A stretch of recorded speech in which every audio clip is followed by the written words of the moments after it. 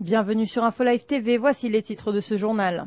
Après de nombreuses hésitations, le cabinet sécuritaire a finalement décidé de renvoyer les membres du Fatah vers la Judée-Samarie et non vers Gaza.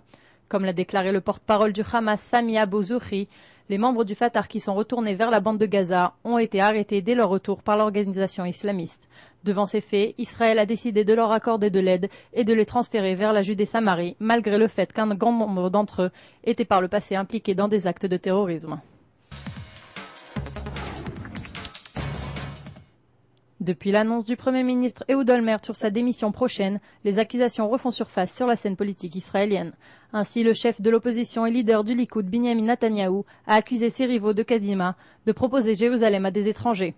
Il a de plus ajouté que ce parti représente un échec politique ainsi qu'un danger sécuritaire pour le pays entier. Ces affirmations ont été par la suite vivement critiquées par le parti adverse.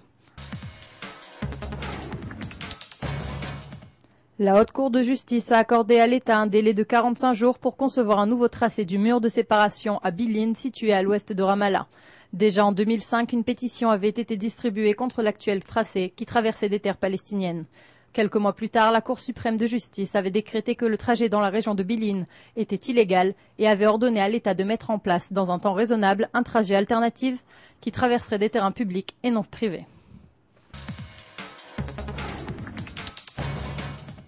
Le Hezbollah aurait l'intention de réaliser des attentats contre des objectifs israéliens en Afrique de l'Ouest où il est moins difficile de s'infiltrer. Plusieurs responsables des services de sécurité israéliens se sont rendus en Afrique afin de mettre en garde les citoyens expatriés contre de possibles attaques de la part des terroristes du Hezbollah. Des rumeurs courent sur la volonté de l'organisation chiite de venger la mort d'un de leurs anciens activistes, Imad Murnier, tué en février à Damas.